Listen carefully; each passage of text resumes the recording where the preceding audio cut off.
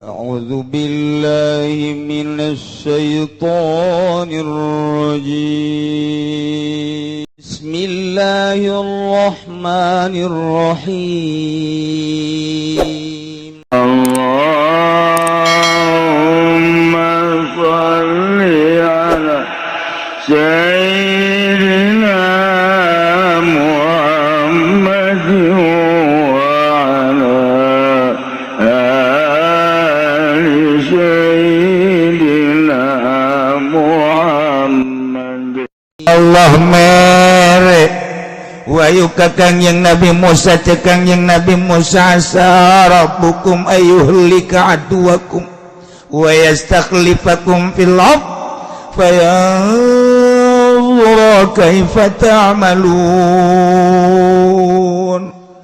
Wahai kaum Bani Israel, harapan anu luar biasa ti pangeran urang yana Allah moal kebedeui engke musuh-musuh aranjeun yana Firaun beserta para penggawa-penggawana jeung kaumna bakal dirusak ku Gusti Allah ketika hancur kerajaan Firaun. Ieu teh bakal digantian ka kawasan teh ku aranjeun kabeh maka fayanzura kaifa ta'malun. Proses heula selama Allah ngajanggikeun bakal dijagikeun khalifah kaum-kaum Bani Israil Mesir setelah kayut, setelah hengkang, setelah hancur Firaun. Ieu horenganan melalui proses heula di dalam prosesna fayanzura kaifa ta'malun. Allah bakal neuleuh selama proses kekuatan iman, keyakinan kumaha coba pagawean anjeun selama menghadapi Raja Firaun anu sangat biadab. Geus dijanjikeun ku Gusti Allah Mesir bakal dicekal ku Bani Israel. Masya Allah. Pertarungan terus dilanjut ku Kangjeng Nabi Musa, tahap demi tahap, tahap demi tahap sampaikan ka disiksa Raja Firaun.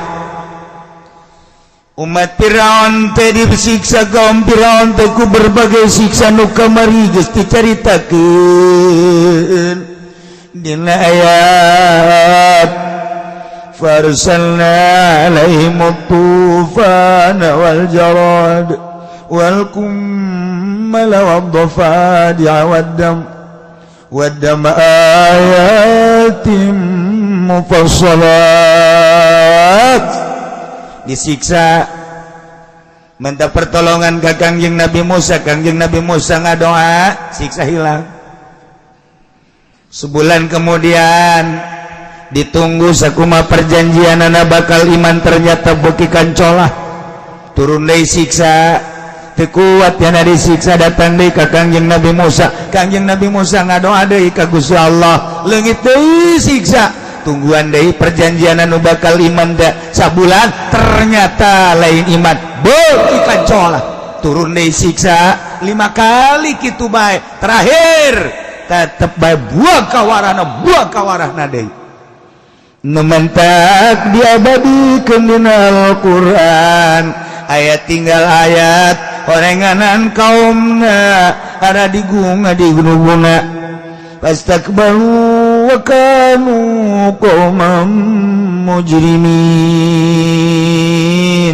Sadarombong adi-gunung gede hulu sakitu geus dijelaskeun ge doa Kangjeng Nabi Musa ayat anu sakitu jelasna lain iman endan nyangka Kangjeng Nabi Musa teh pesir anu luar biasa ternyata horeng geus dijelaskeun ku Gusti Allah kaayaanna qauman mujrimin kaum manusia sangat biadab sangat berdosa teu percaya pangeran teh Allah teu percaya bahwa Kangjeng Nabi Musa teh Rasulullah.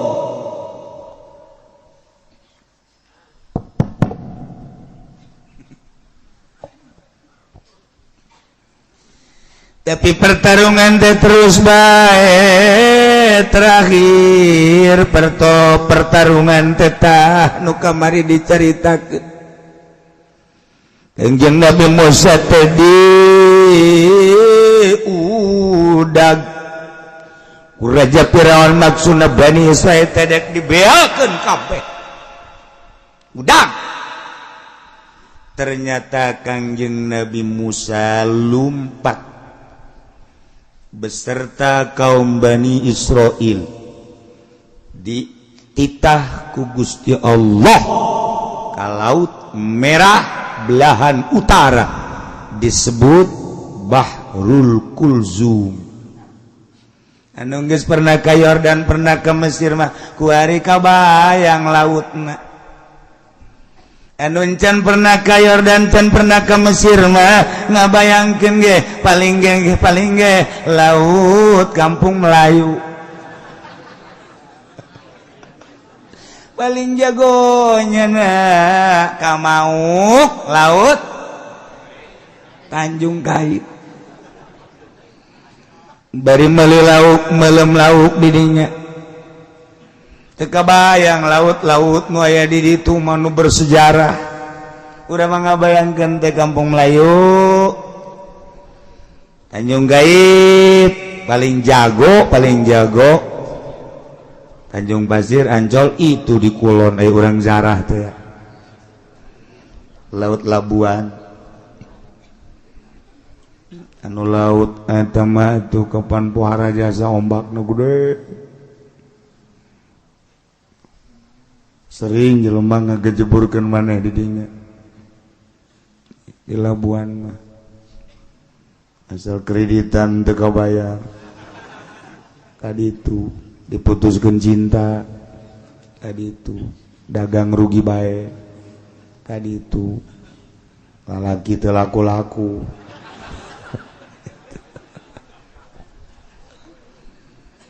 lamun urang geus ka Yordan kamari di Yordania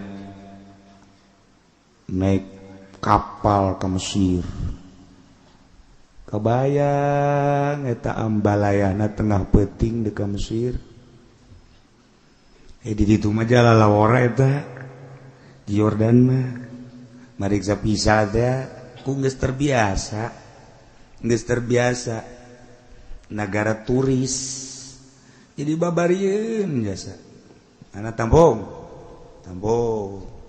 tek tanda tangan sebutan hiji-hiji atau acaknya namun cara ngomong orang mah geus teh kudu disebutan ieu tah bagikeun ku sia tah geus bagikeun we peuting-peuting teh beres berangkat urang ke kapal peuting naik kapal ke Mesir Masya Allah kemudian dirinya di Aqaba anu katingali 3 negara Mesir gitu Yordan Israel Palestina rentul kota katingali nemantak terindah sadunia lampu Mesir lampu Yordania lampu itu Israel atau Palestina ketinggal deket Masya Allah. Nah lempar terus cicing di sisi istirahat makan segala rupa etalah Laut Merah terus kobelah ditu ngaranna Kulzum ye nu Kangjeng Nabi Musa diinstruksikeun ku Gusti Allah diudag ku Raja Firaun di Mesir titah melah laut melalui tongkatna pepehkeun Musa tenggelkeun Musa eta tongkat kana laut tongkat pepehkeun bak nyingkap cai lain lalagan handap bisa pakai jalan nu mantak bisa pakai jalan teh teas rata luar biasa berangkat kabeh nyebrang di Laut Kulzum Masya Allah Karim kakawasan Gusti Allah padahal mah atuh teu kudu make tongkat ge bisa bae Gusti Allah mah tapi selalu make sabab. mendak nu ngaji poe Minggu kuari nu kolot besi aya nu mawatungkeun coba laut jauh kuari mah kahujan jang moal mempan maningan ge coba bae besi aya nini coba hajar tak kutungkat eta asana sekaligus ceger ngagoleh Itu nini mah teu kudu make tungked. Taye sejarah anu luar biasa Kangjeng Nabi Musa gebrang di udag ku Raja Firaun. Ingat cak Raja Firaun jaya malaut kok aya jalan ka Jajaden teu harti aing mah teu harti cak Raja Firaun japan Firaun teh pinter atuh pangeran jaing teu nyieun jalan kok aya jalan balik deui Dek balik deui Jibril jeung Mikail naik kuda blak malaikat Jibril nyana teh jadi kuda bikang. sedangkan kuda nu ditumpakan ku Raja Firaun kuda jaluk sander eta malaikat Jibril dihareupeun kuda Firaun lantaran kuda Firaun ieu teh geus dibengkolkeun ku Firaun lesna cak har geus dihar kuda kuari geus teu nyahoan har belok siap artinya har belok geran Eta bahasa kuda eta nya lagi ngarti eta ku bahasa eta mah. Coba lamun ku urang di kieu-kieu hei kuda megol teu ngarieun Lain bahasanya tapi har jauh. nah begitu dek mengkol kuda jeung malaikat Jibril alaihissalam eta deui hebatnya sama malaikat Jibril Buntutna ngacung. Aduh aya bae. Ngaju bobogaana di kitu-kitu. sia anu di luar teh nyaho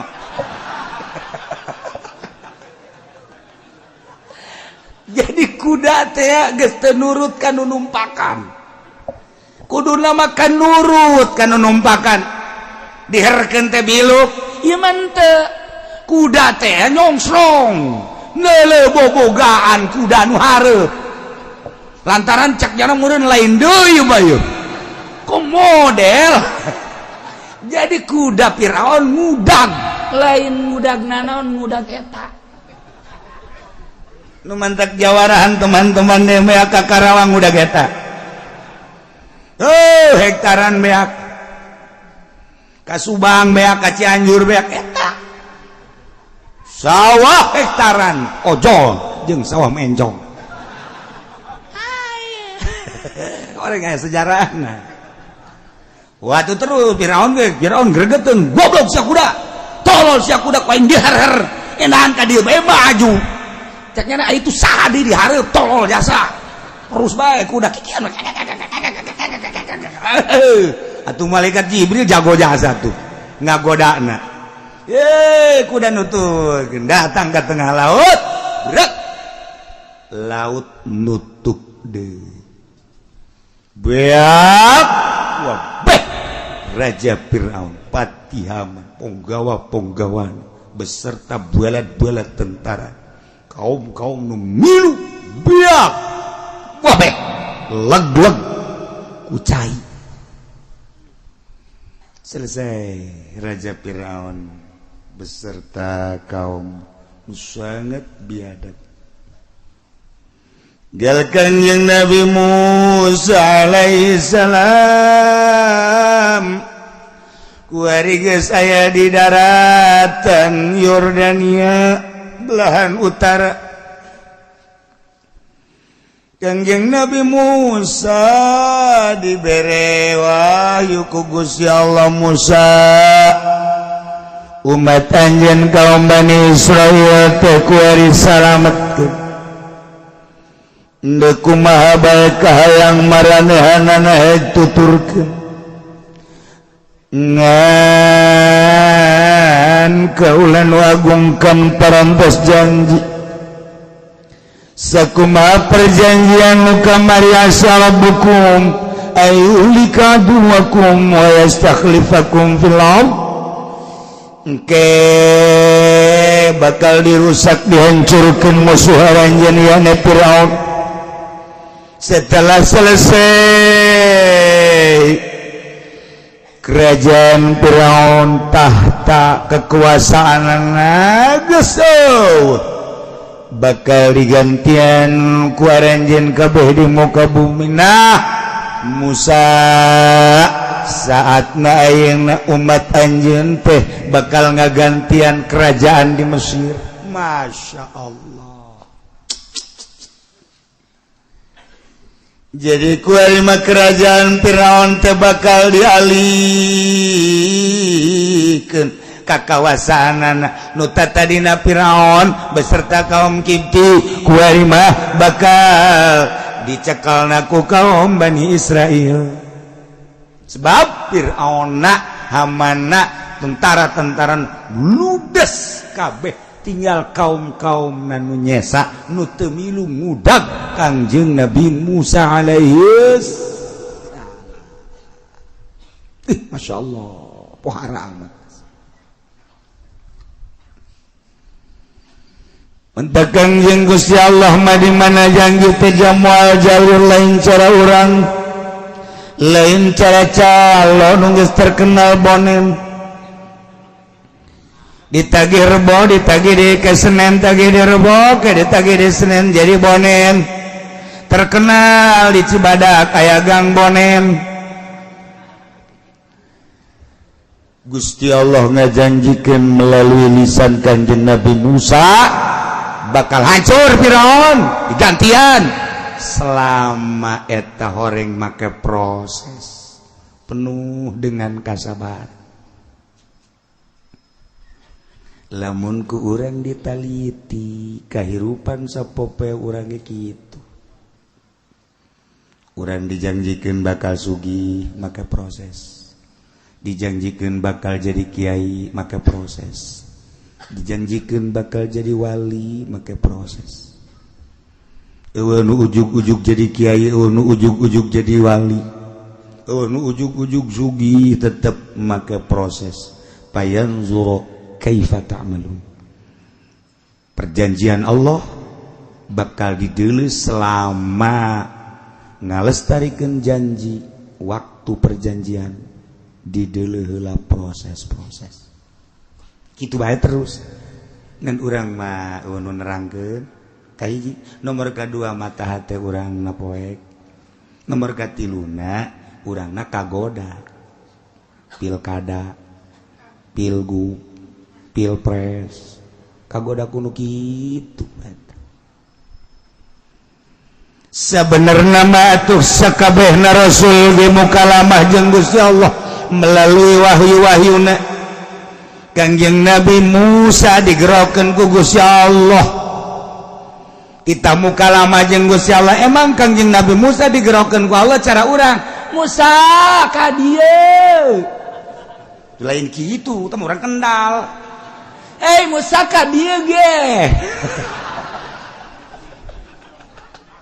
eta urang Kendal eta urang Putat itu. Urang Cilongok mah teu tegep. Cilongok mah hebat. Musa ka dieu Cilongok. Tapi lamun urang Kendal mah Musa ka dieu ge tilu nu ngaralen Gelam Kendal Ketos eta sarua Ketos jeung Putat eta kos karitu ngomong lamun Gelam make jiji naon tah naon make jiji baju eta Gelam eta ji jantu eta kos gituan eta di Gelam mah jantu mal bisa sia lamun can orang ka Gelam mah je mah kumaha gitu eta kos kitu ge eta lengkong ngaranna lengkong eta ji jantu asal kos kitu bae di mana bae Gelam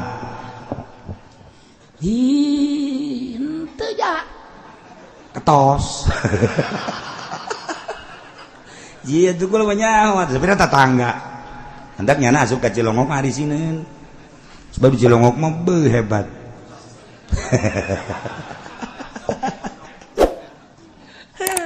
Aya nu pangjorena pondok.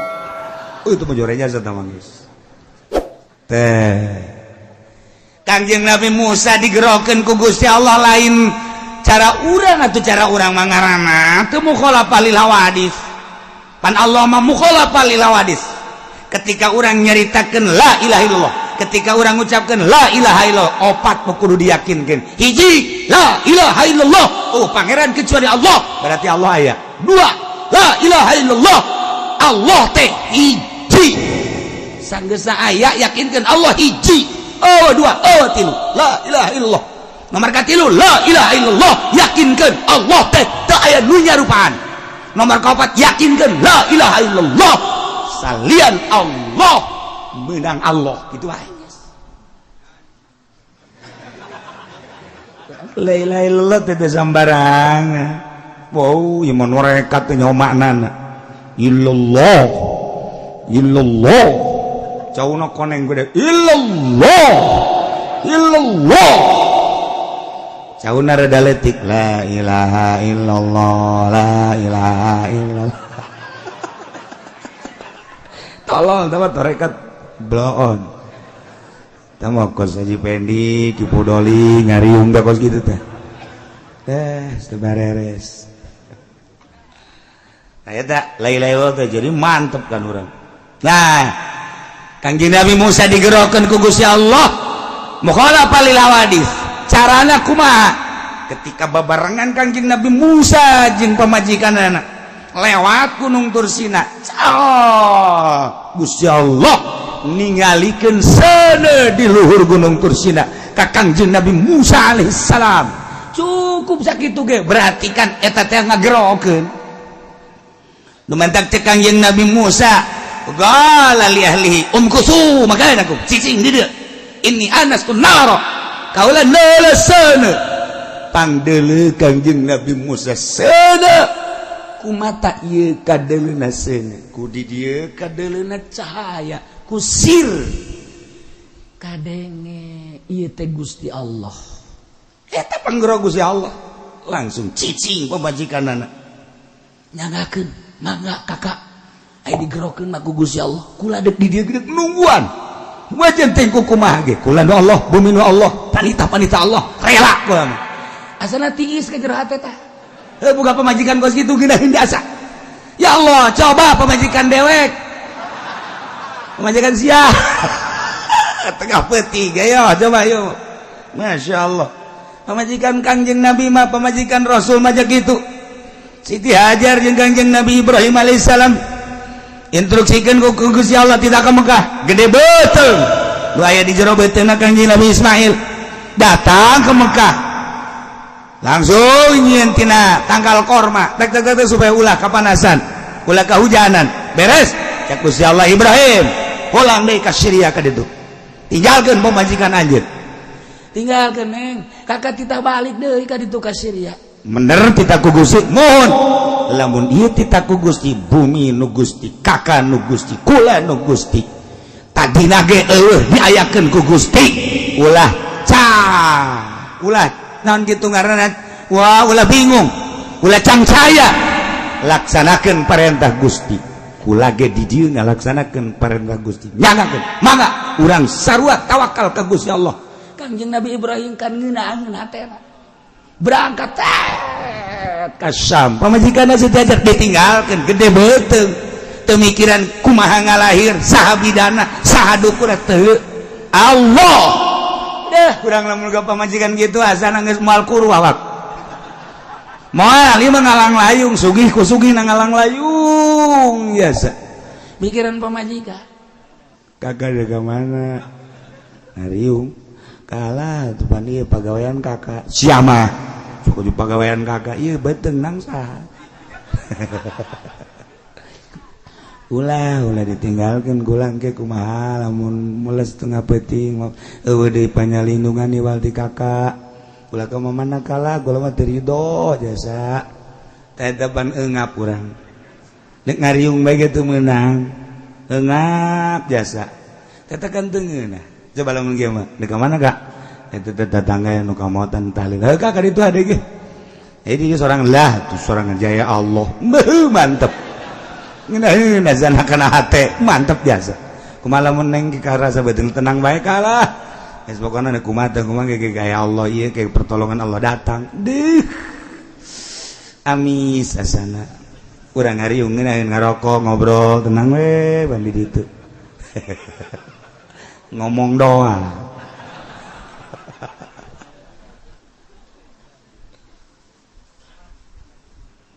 Kanjeng Nabi Musa digerokeun ku Gusti Allah lain hei Musa ka dieu make tanda set berarti panggerok naik bener urang ge sarua sehari-hari digerokeun ku Gusti Allah ieu lamun ngarti mah lamun paham mah urang datang ka dieu teh aya nu ngagerokeun Gusti Allah ieu teh ngagerokeun Gusti Allah Junaid ngaji Ned ngan lain kitu Gusti Allah ngagerokeunana mandi set di jero hate ngaji eta nang saha Noel ja itu digerokeun mah ku Gusti Allah boro-boro urang Serang boro-boro urang Merak boro-boro urang Bandung ieu panu ngaji Bandung Tasik Ciamis Panararaya nek naraon meureun ka dieu aduh malam kamari anu bebejat ti Cilacap ambo jauh amat sukula-sukula ngarti tah henteu sia bahasana naon lah jangan ngerti gua mah ngaji bae ka dieu jian naonan nang saha toel ku Gusti Allah nu katoel digerokeun ku Gusti Allah datang nu teu katoel sadeupa ti imah indit kaluarkeun cenah mobilna mumpung sukene engke mah hese kaluar motor kaluarkeun eta naon eta atuh teu ditoel ku Gusti Allah teu disalahkeun tenan teh encan aya panggupai Gusti Allah bae ieu menang Allah lain kudu digerokeun hei ka dieu cara di SD disebutan hiji-hiji pendek udur teu hadir pudoli hadir itu mah ngaranna disebutan hiji-hiji teu kitu Gusti Allah mah rahasia Allah digerokeun ku Gusti Allah tek datang ternyata horenganan deuk di hujanan kuat ente sia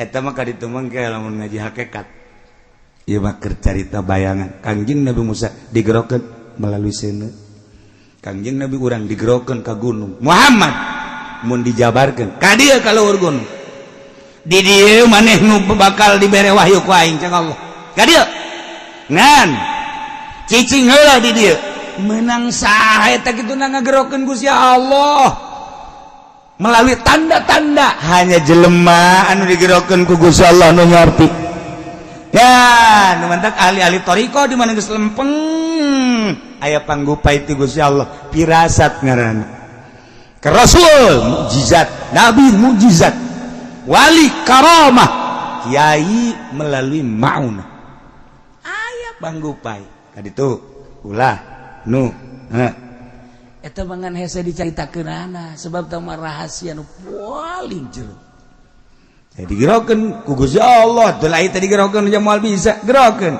ka dieu Musa mun dijabarkeun padahal mah lain kitu beret cenah tak ini anastu nar kaula neuleusana di luhur gunung berangkat koreng deuk muka lama jeung Gusti Allah dibere wahyu sarua urang ge lamun dak aya jelema dijadikan kiai digupai ku Gusti Allah ceng mondok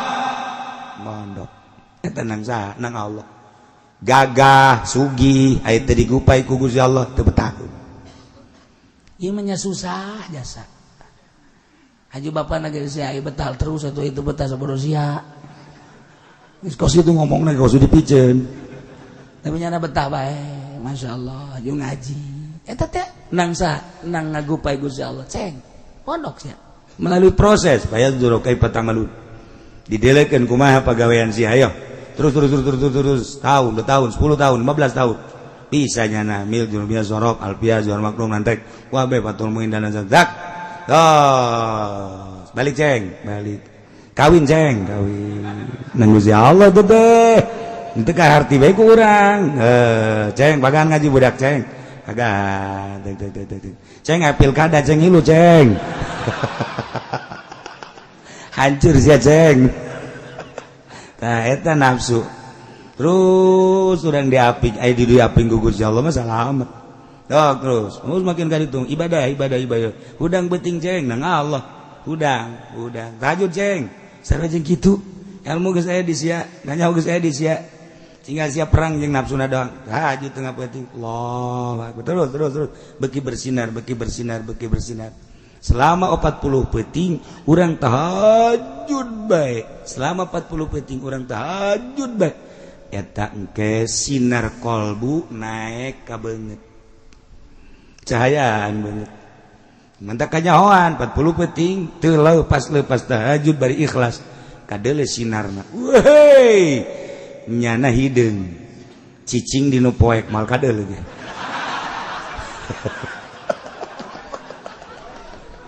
tapi sinaran beda sinaran masyaallah nah ila Kangjeng Nabi Musa panjang orang menyaritakeun kos gitu seluruh rasul digerokeun ku Gusti Allah melalui tanda-tanda sabab ngaranna termasuk Kangjeng Nabi Musa, Kangjeng Nabi Isa, Kangjeng Nabi urang wali-wali Allah kunaon sih datang-datang seret hayang ka anu teh nang ngagerokeun Allah ka anu sorangan sia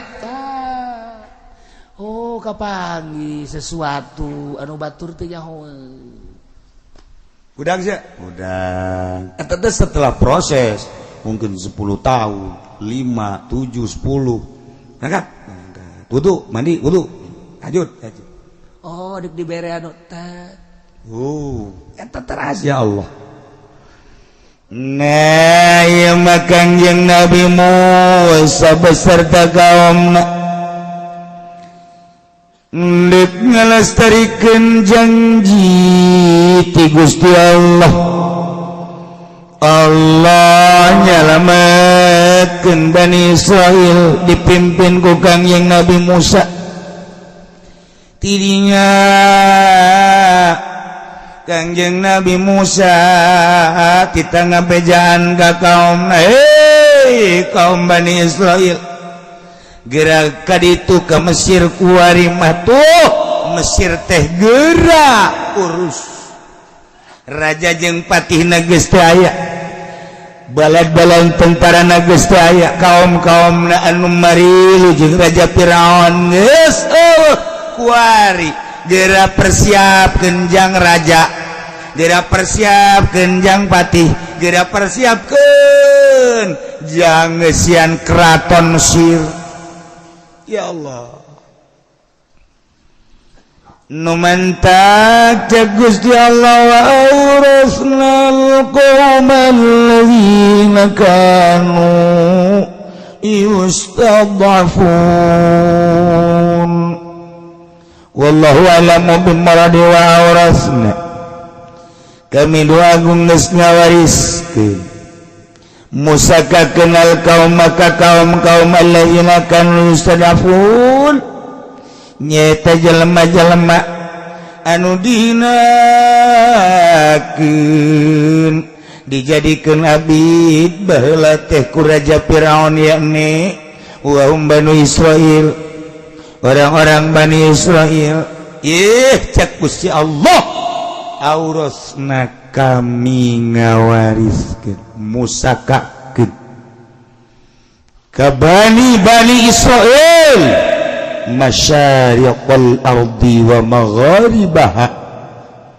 wetan bumi kulon bumi timur jeung barat allati barakna fiha nuku kami dibarokahkeun pinuh ku kabarakahan bil ma'i wasyajar cai sing kolocor bangawan nil anu luar biasa caina herang pohara laukna katingali semua amis caina wasyajar itu kene tatangkalan tangkal zaitun tangkal korma tangkal kacang berbagai tatangkalan pinuh ku kebarakahan masyariqal ardi wa magharibaha Mesir, wa hiya Syam, berikut Syam, Syria, Damaskus.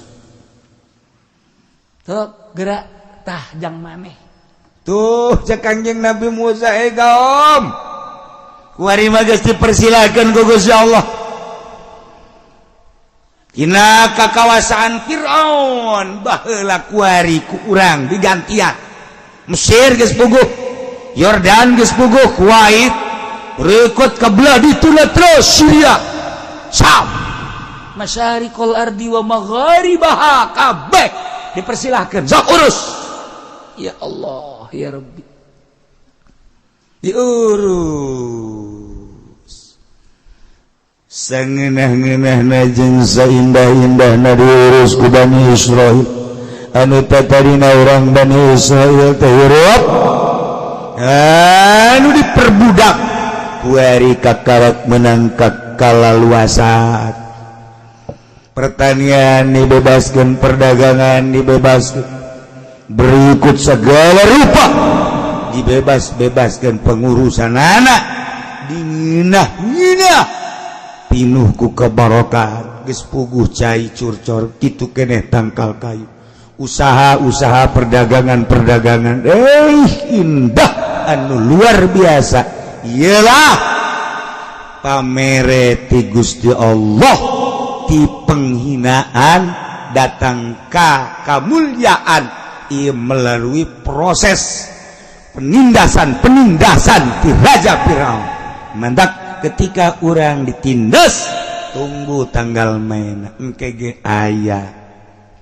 Mantak Bunawas mah beda, lamun naik sepeda turun jadi Bunawas jadi bakal nanjak.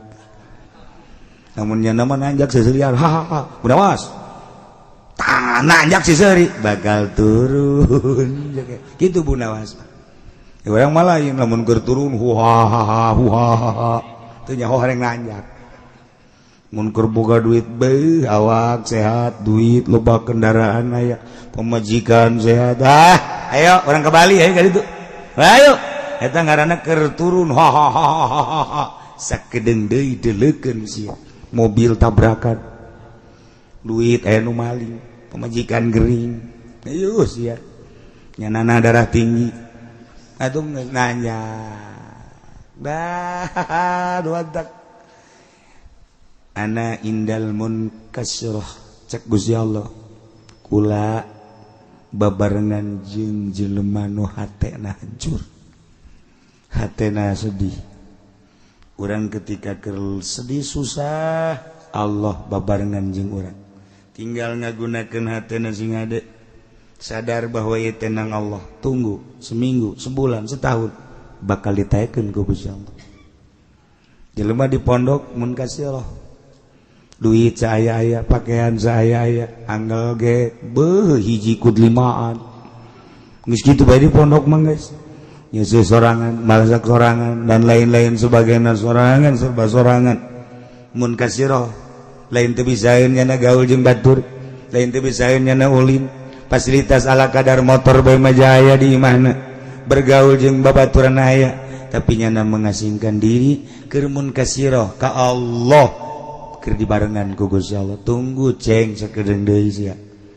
Ayo ana indal mun kasirah numadak dihina keur di pondokna mah kos lain jelema pajari riwa lamun balik teh mah eta si budak saha si Junaid emang jelema teh naon emang kunaon gitu ih teu kos gitu amatnya kabeh ngahina masyarakat ngahina pemuda ngahina komo awewe malah mun ditanya sadaya eta mau gitu. Atuh geus luar biasa jore, artinya jore sikapna make samping, make baju, make celana, make naon kopea lah kos kare itu jauh jeung stan-stan nu ayeuna jauh jeung mode-mode nu ayeuna geus teu perlu mode nya mah kuduna ge hirupna tuh di pedalaman Sumatera. Tapi tenang we nya dina kurang lemur kalem mun kasirah hatena. Tapi begitu balik ke imah, Masya Allah. Boy, budak, ayo azan saya tak si Junaid. Ngeunaan sorananya. Asa-asa di Madinah, emang ada yang azan bos itu. Woi, Junaid atuh. Allahu akbar, Allahu akbar. Cak awewe teh, wih aing ge daek dikawin ku nyana tah. Masyaallah. Kakarak azan. Ya Allah, ya Rabbi. As. Ngariung. Nyana jadi protokol. Bey, mantap jasa. Saudara-saudara sekalian, alhamdulillah acara ini akan kita mulai. Diawali dengan Fatihah. Kita sama-sama baca Fatihah. Setelah itu maka kita dengarkan bersama qori kita. Oh, qorina. Can datang. Ya kudu kumaha? Siapa itu? Ya, pantang mundur saja. Junet hebat jasa ya. Engkaning bau cewek-cewek lomba jasa kan dedinya. Ngaran ge pemuda tuh. Nyana. Mohon maaf karena qori terlambat. Mungkin macet. Jadi saya untuk mengganjal. A'udzu billahi minasyaitonir rajim.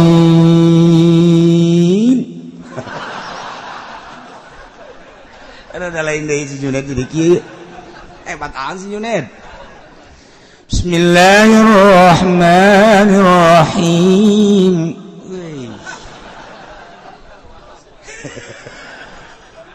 Lam yalid wa lam yulad wa lam yakul lahu kufuwan. Awewe ribut. Bobogoh aing teh mah, bobogoh aing ribut. Tuh si Junet tadi nama di Ciduan. Barang balik pohara. Ya Allah. Beres ya ngaji Quran. Mubalik teu datang di mana. Aduh, teu datang mubalik. Ned, mubalik teu datang. Ajo. Manya bubar. Kumaha sia? Jatuh siap bae. Ya Allah, ya Rabb. Wow, pidato sedek-dek Junet. Beres ceramah diakhiri ku mamaca.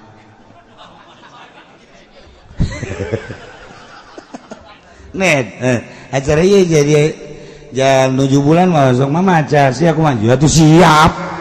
Deuh, teu sapira mamaca.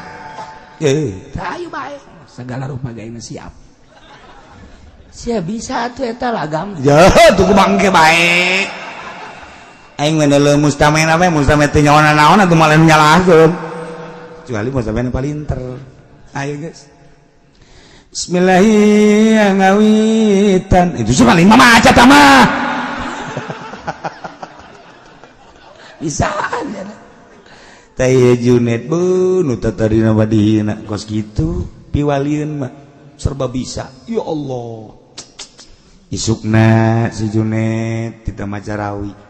Ya, riipis rawi. Pondok sapopoe maca rawi, Pak. Al-jannatu wa na'imu wa sa'adun liman yusalli wa yusallim wa yubariku alaih. SMP lain SMA lain soreng sanawiyah. Allah.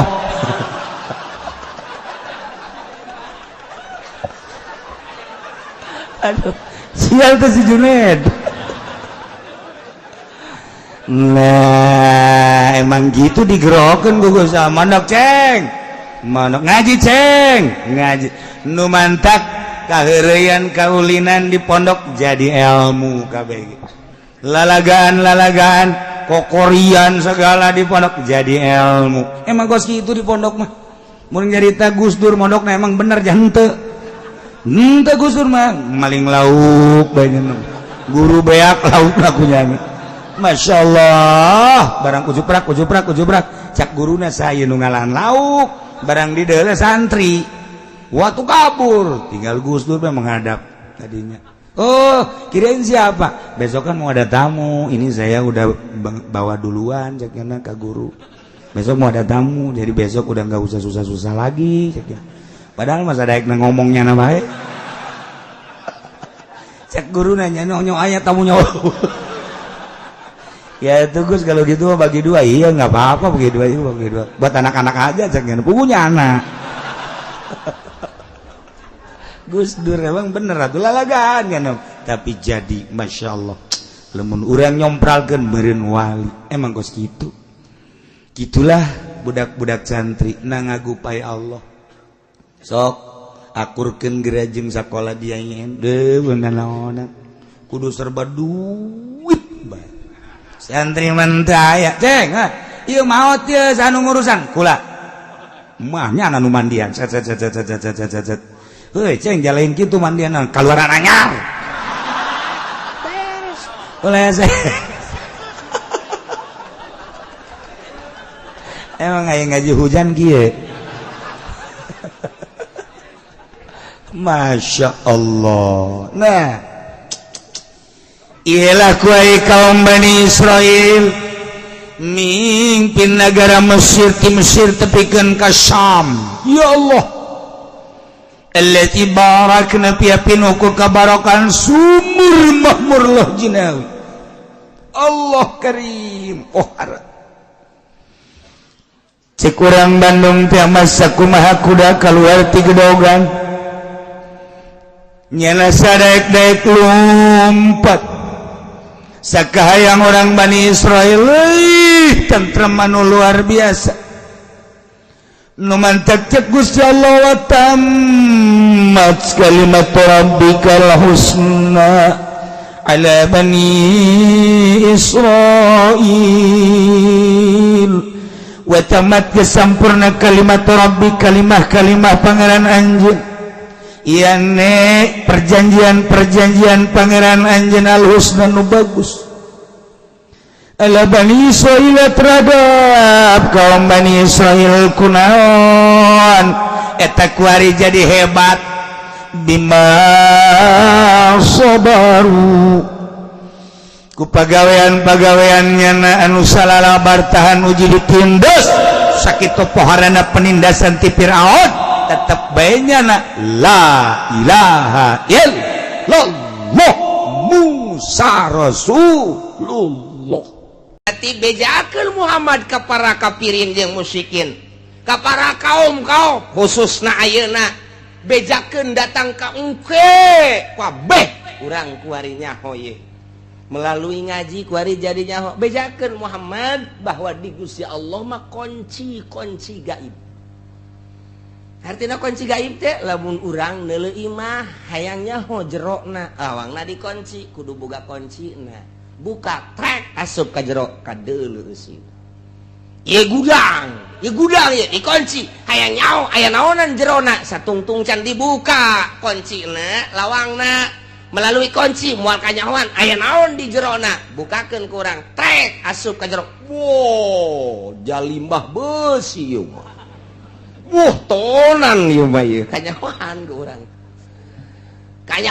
ku urang nah nu boga kunci gaib yakni untuk mengarah kana ilmu jadi berarti ilmu gaib Allah berarti nu nyaho kana masalah gaib nu maha gaib urang mah teu nyaho jam kada berikutna urang bakal kumaha teh nyaho gaib tah mah isukan bakal kumaha teh nyaho gaib tah mah minggu hareup bakal kumaha teh nyaho gaib tah mah bulan hareup bakal kumaha teh nyaho gaib tah mah taun hareup bakal kumaha teh nyaho gaib tah mah urusan nu gaib eueuh nu nyaho iwatin nu maha gaib indahu mafatihul gaib lamun Kanjeng Nabi ditangtangan bejakeun nu maha gaib nu nyaho kanu gaib mah kitu bejakeun ku Kanjeng Nabi ulah sok nyanyahoanan nu mantak lamun aya jelema datang ka dukun sok norah-norah ieu bakalna anu nah maca dua kalimat syahadat deui naon sababna lantaran nu nyaho kana gaib nu maha gaib lamun nyanyahoanan make utang itung anak caraka data sawala anakna cilaka bapana ka bawa-bawa iya ilmu gaib bloon tanda pas gitu 40 poe teh ditarima urang salatna datang ka dukun teh maksudna tatanya ai datang ka dinya silaturahmi mah masalah dulur dukun urang datang lantaran hajatan masalah nya okos ka kelenteng urang hayang neuleuh bangunan kelenteng kos kumaha atuh datang ke dia masalah ke gereja yang deuleu bangunan gereja jerona ka jero bila perlu masalah ulah sote datang ke jero ieu endek nuturkeun tuh sing hade tak ieu geus sarua tah datang ka dukun dek nanya problem ya Assalamualaikum Waalaikumsalam ulah pas itu ulah seuris sia kosong nyaho pan siak sok ka dukun teh tak yang serikeun ge nyaho burung eta kieu cenah nyaho aing mah cak siapan tak kos kitu ayeuna Ieu pugu kula ieu ngawarung. Ayo jakeur tahun-tahun kamari mah rame tawarung.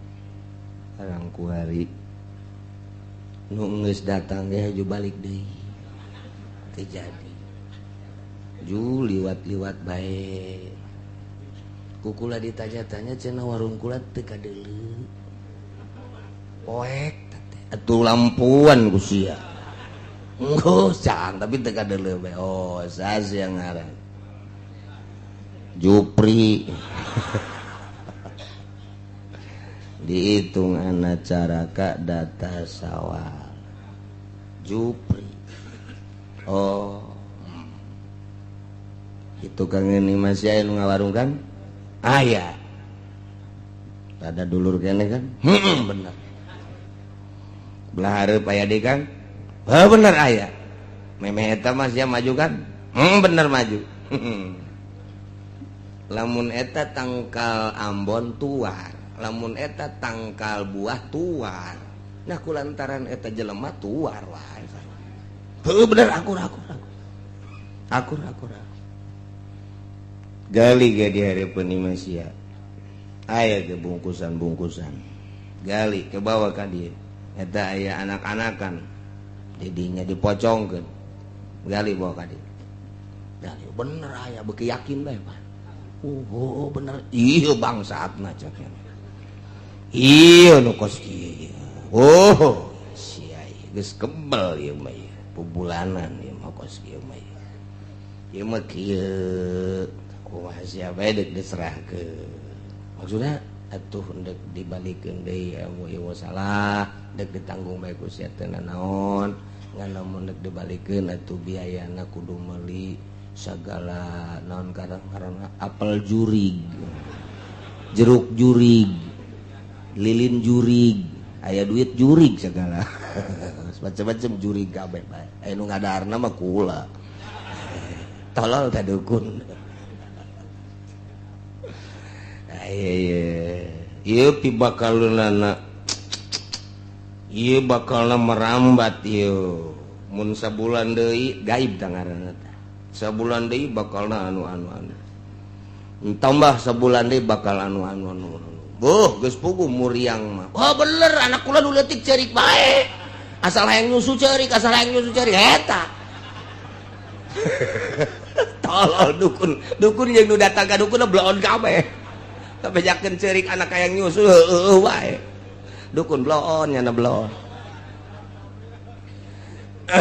eta kos kitu situ ieu hese kana sare bener ulah ge lamun keur ngopi teu hees oh mantap ge dukun blokon nyana blon saha nu keur ngopi hees atuh acak-acakan bisa deh asa teu beres kabeh eta bulan hareup tahun hareup kos ka eta nyaritakeun kos kitu salat 40 poe 40 penting teu ditarima ieu dalilna wa indahu mafatihul gaib di Gusti Allah kunci gaib mah ilmu gaib mah urang mah manusia nu lemah urang mah digilir gular-gilirna ku Gusti Allah kicep nang Gusti Allah segala rupa nang Gusti Allah aju nyanyahoanan isuk minggu hareup bulan hareup tahun hareup wah ieu ilmu jurig teh bener kos kitu urang jelema biasa datang ka nu boga ilmu jurig jadi sarbeungkeut jeung jurig teh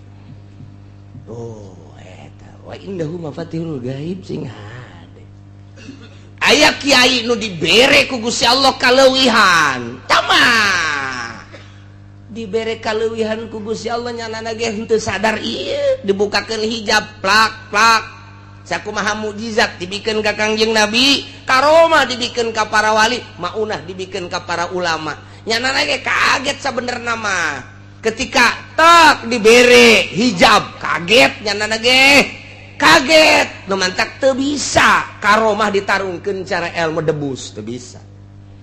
Debus mah bisa ditarungkeun debus mah karomah mah teu bisa engke bae di mana dibutuhkeun Allah mere karomah teh mantak aya wiridan babari jasa wiridan teh hayang nyieun duit babari asal dicekel bae daun bacaan ku urang tiupkeun jadi duit ngan lamun digunakeun kos kitu istidraj sia disiksa ku Gusti Allah tama digunakeunana ketika model kieu di dieu ka Surabaya barang datang ka Surabaya leungit duit urang dek balik ka dieu mendesak eta ge mentah heula coba ka polisi mentah heula ka polisi urang pagi Pak pagi ada apa ini saya mau pulang kemana ke Tangerang terus mau apa ini saya nggak punya ongkos gua juga belum punya lu minta sama gua cek polisi sial dah polisi blon padahal mah aya jatah jang paranti jelema nu kasasar kurang eta aya jatah di negara tante dibere ya ku polisi teh ye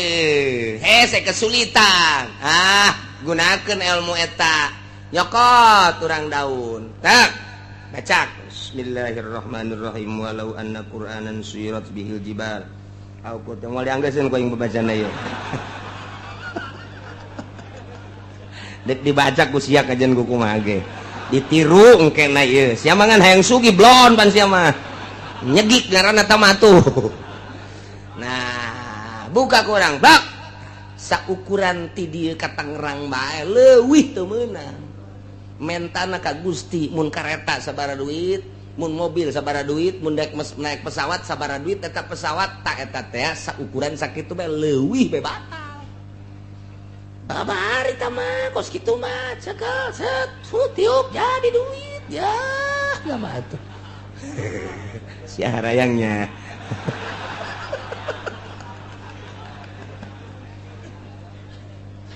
Wah, Ki Hairun baheula nyokot doang kos gitu tiup jadi duit naik kareta ka dieu tah gitu.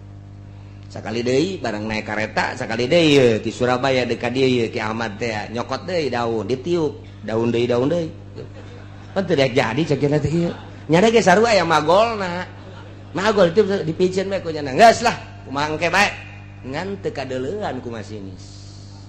Teu kadeuleuan batur mah ditanya ka artis teh mah kieu bae teu kadeuleu. Jadi tah mah dua macem ima jadi duit wa ima teu kadeuleu. Maning mana tah? Asana maning teu kadeuleu bisa maling batur.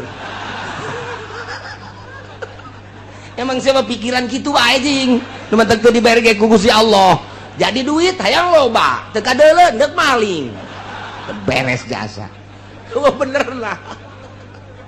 Mantep teu dibere-bere. Nailah wa indahu mafatihul gaib nu boga kunci gaib mah nu maha gaib Allah subhanahu wa ta'ala manusia eueuh nu nyaho kana urusan gaib-gaib eueuh nu nyaho aya kuari tah universitas teh aya anu boga gelarna naon gara-gara gelarna naon? Lain master sok aya urang aya nikahkeun teh SAG. Eta SAG sarua sarjana alam gaib eta. Si ajak nu sakasa SAG teh.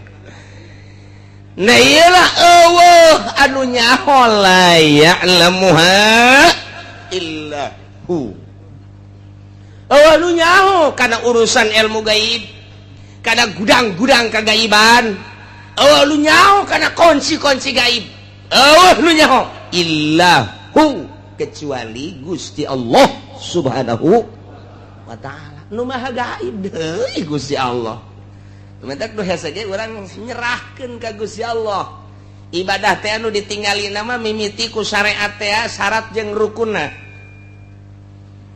Urang salat syarat jeung rukun ditinggali melalui kacamata syariat. Allahu akbar make kacamata syariat.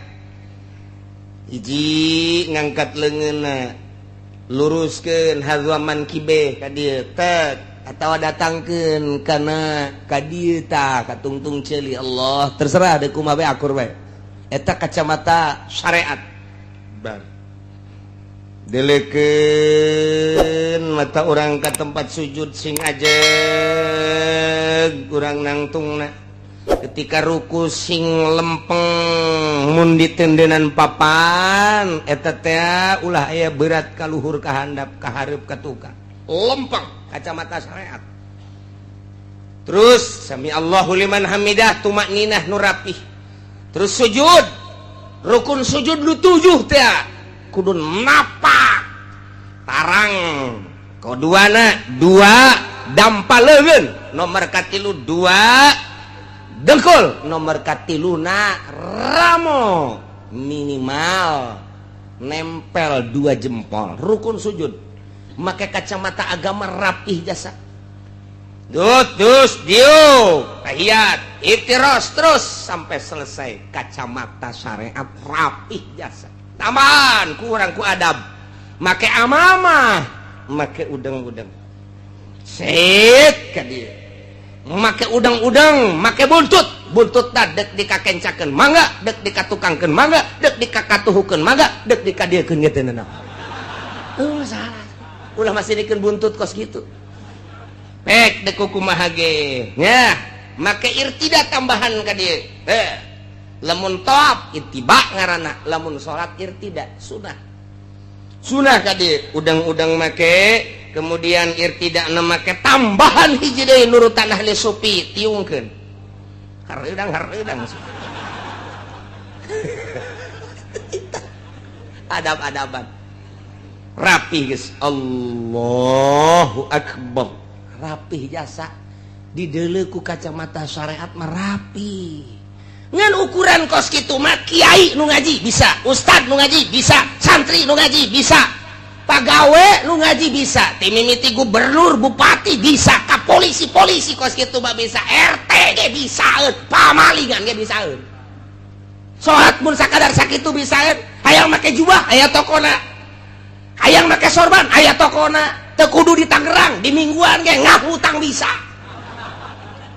Aya tah mah hayang kos kikituan mah rapih jasa jana ngaji deuleu kurang make kacamata toriko batin dideuleu kurang coba kadeuleu ieu lantaran nuria bakal kadeuleu ku nuria deui melayari pur riya ilal murai moal nyaho kana riya kecuali nu sok riya urang nyaho katatang jelema teh iya jelema ria pan sia nyaho aing baheula kos kitu teh ria teh aing teh ieu teh jelema mabok ka jeung mana aing keur ieu mabok kos kitu eta jelema ku tetang-teteng di hareupeun pabrik ngajago nah eta jajawaraan ka jeung kok nyaho aing baheula keudek gelut teh eta masih neukeun epa eta nyaho tah geus nu ria nu sok ria ka nu ria nyahoeun.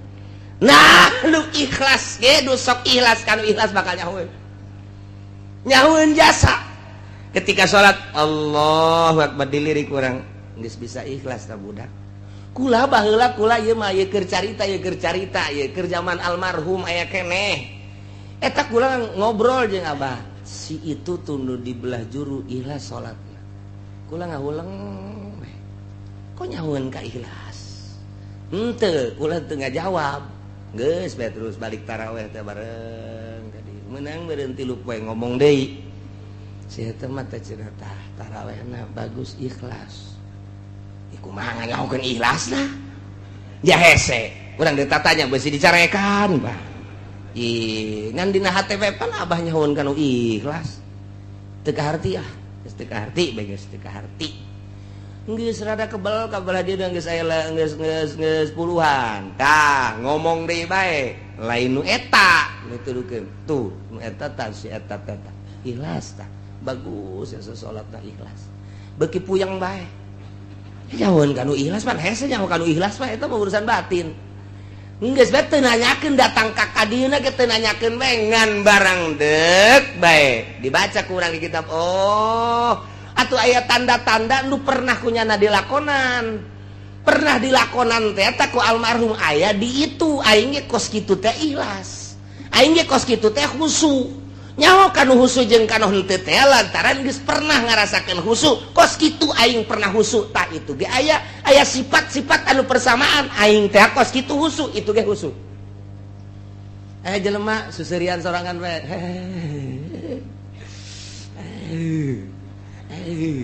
Nyaho urang kunaon mabok kepaayang nih budak. Emang kunaon aing ge paheula kos kitu. Tuh nyaho ya. Teu sarua bae.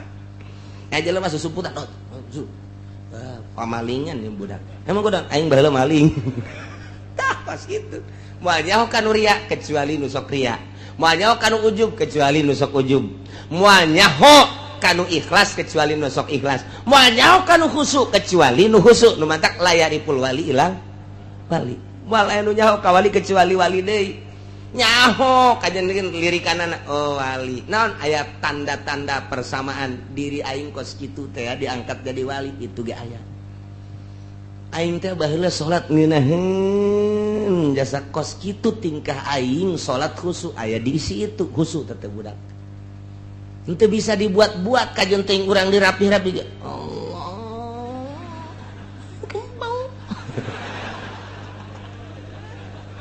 Diperem-perem terus gerakanana tetep bae dilirik lalagaan keneh mah kanyahoan bae kanyahoan tina diuk ke kanyahoan tina diuk ge tina diuk kanyahoan nu mantak Gus Dur teh diuk lain sambarangan kanyahoan ku ahli khusyuk kanyahoan diukna lain sambarangan okos jelema boga besi atuh diukna ge teu meunang bae ieu rapet ieu nu katuhu teh kudu nganggang bae kunaon itu abeh babari nyepak cek jangan kanyahoan bae nya mah lamun sila-sila rapet embung digideg bae kitu kunaon ieu kahalangan ieu emang ti guruna jadi kudu keluar bae ieu suku kudu hareup teh ieu jang nyepak sia ieu geus kaja geus kitu bae mantap kayak lamun keur ngariung ge anu kieu bae pantas embungeun nya mah ka handap asa boga musuh bae pan boga pencama tolol.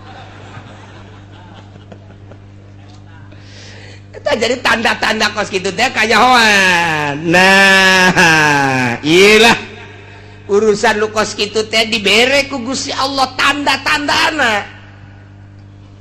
Eueuh nu nyaho urusan gaib kecuali nu maha gaib. Hanya aya jelema anu dibere mukjizat nabi nyahoeun tah boro-boro isuk boro-boro minggu hareup boro-boro bulan hareup. Geh lamun ku Gusti keur dibere cacak-cacak akhirat Kangjeng Nabi mah nyahoeun jadi bere nyaho ku Gusti Allah. Tanda kiamat Kangjeng Nabi nyahoeun jadi bere nyaho ku Gusti Allah. Tanda kiamat teh sakitu atuh dibere nyaho ieu ku Gusti Allah. Ketika Isra Kangjeng Nabi ditinggalikeun tingkah-tingkah manusia anu disiksa teh anu buukna, anu letahna, anu beteungna dayut, anu bobogaana gede dan lain sebagainya. Eta teh dibejakeun gaib cuman ditinggalikeun ka Kangjeng Nabi jang caritakeun ka umatna urang nyaho nu gaib ti Gusti Allah nu maha gaib melalui Kangjeng Nabi Muhammad sallallahu alaihi wasallam. Aya deui waliullah geh lamun keur dibere dibukakeun hijab trek nyana ge kaget tercengang kitu keneh wah man ulama keur dibere maunah ku Gusti Allah tak kaget nyana ge. Nah iyalah nu nyaho kanu gaib kecuali nu maha gaib la ya'lamuha illahu sabaraha tatama fatihul gaib wa hiyal khamsa allati fi qoulihi ta'ala engke dihareup innallaha indahu ilmus sa'ah ke bakal dibahas kamarahul Bukhari sakumaha dina kitab Bukhari Kangjeng Nabi mafatihul gaib khamsun la ya'lamuha illallah ilmu gaib aya 5 nu moal aya nu nyahoeun kanu 5 kecuali Gusti Allah. Hiji la ya'lamu ahadun ma yakunu fi godin illallah moal nyahoeun hiji jelema isukan bakal kumaha eueuh nu nyaho isuk bakal kumaha kecuali Gusti Allah. Urang teu nyaho isuk buah hirup buah henteu isuk teu nyaho pagawean teh naon nu bakal dipigawe ku urang isukan teu nyaho hanya kebiasaan bah ngajar kebiasaan eta bakal dilakukan isuk teu sebenarnya mah nemantak ya hudang begitu hudang tek bae jelema anu bersyariat mah pagawean naon nu ku aing dek dilaksanakeun boga rutin naon kantor boga rutin naon pasar boga rutin naon pabrik boga rutin naon ladang ta eta teh syariat ngaranna nu kos kitu mah tah aing deka ladang aing deka itu kantor pabrik syariat malah lamun teh mah jauh ka Gusti Allah poho kanu ngatur syariatna nyahona ka pagawean bae jauh jasa sama jeung Gusti Allah.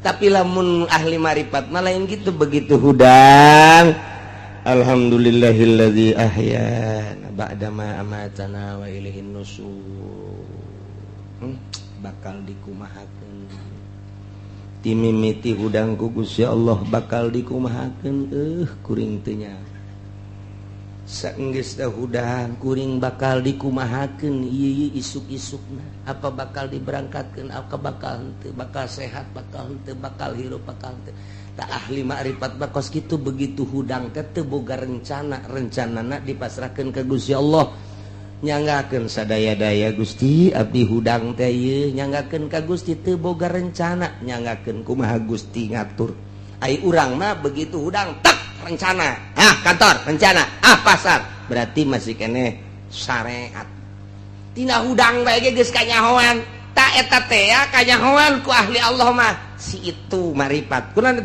teu boga rencana nama nyanggakeun ka Gusti Allah si itu bersyariat wajin teuing ibadahna diadu-adukeun tarangna datang ka hideung syariat mah syariat bae kanyahoan langkah-langkahna aya tanda-tanda bersyariat. Teu bisa henteu kajian kuku moal bisa kacolongan. Moal bisa kacolongan. Aya deui nu begitu hudang nya teh. Rencana henteu masrahkeun ka Gusti henteu walah wahuleuh. Lu beuh jauh ku Gusti mah bersyariat henteu, bertorekat henteu ieu mah kos kieu mah. Ieu mah kudu bawa ka grogol.